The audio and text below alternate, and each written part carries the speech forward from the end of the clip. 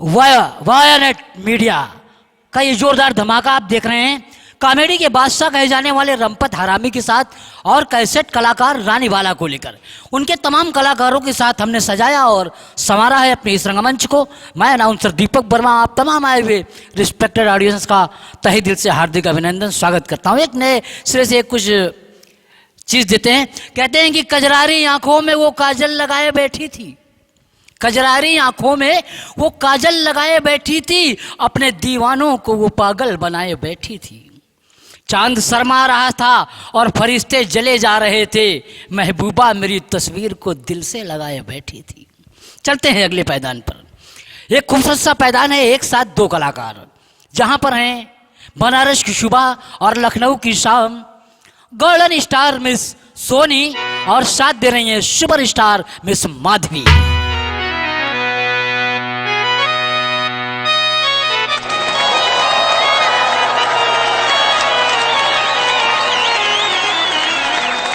तोरा से राजी नारे बलमू, तोरा से राजी ना।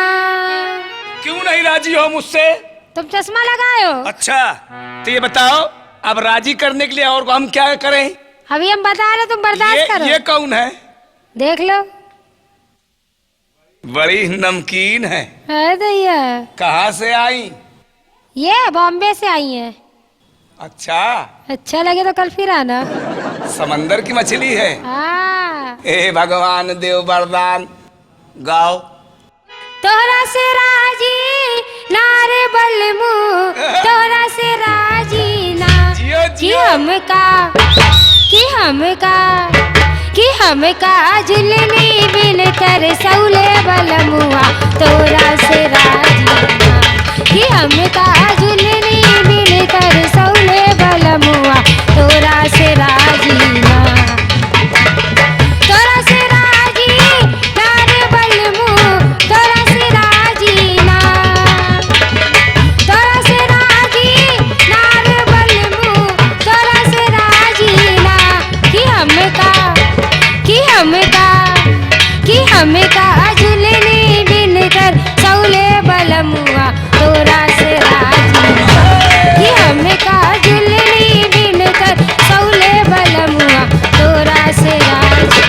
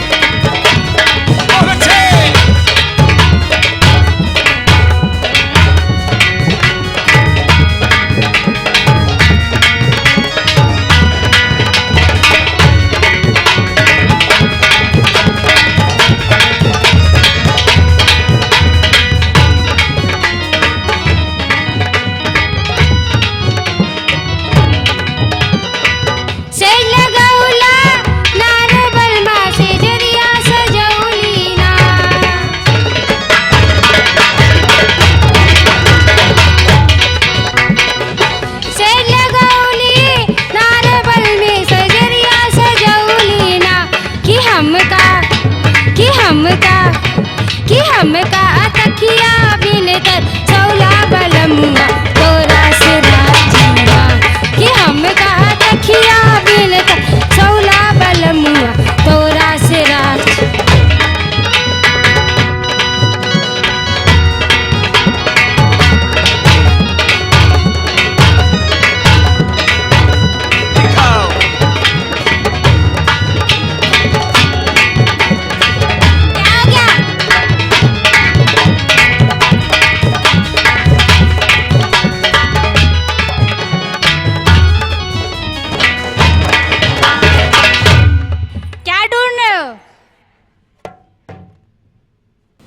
तुम डांस करी, बैठ हाँ, गई, क्या? बैठ के उठ गई, हाँ कितनी गलत बात है। क्यों, काहे की गलत बात है? आज तुमने कैसे नहीं दिया क्या नहीं दिया? अंडा? क्या अंडा देने वाली मुर्गी है क्या? कल तो दिया था, बस स्टूडियो में नहीं दिया था। नहीं, हमने आमलेट का खाया था। क्या दिया था? 2 दिया था।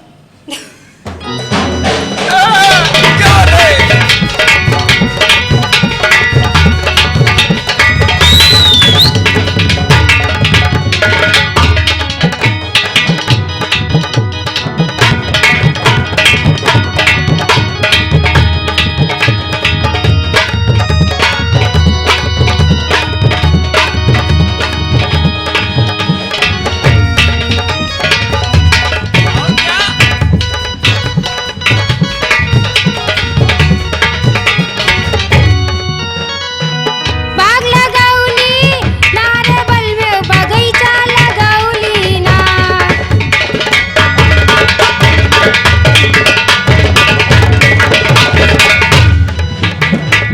नारे बल में बगीचा लगाउली ना। कि हमका निबुआ बिन कर सौले बलमुआ तोरा से राजी ना। कि हमका निबुआ बिन कर सौले बलमुआ तोरा से राजी ना। तोरा से राजी नारे बलमुआ कैसे? तोरा से राजी ना। राजा तोरा से राजी नारे बलमुआ। क्या बात है? कि हमका चश्मो दी निधर कि हमका तुमका ले चले, तुमका वहाँ नहीं जाएंगे। चलना पड़ेगा। कि इसको नदी पार ले जाओ। नहीं जाएंगे। कि इसको नदी पार हमका तुम बताइए झुलनी बिन करी सौले बलमुआ तोरा से राजी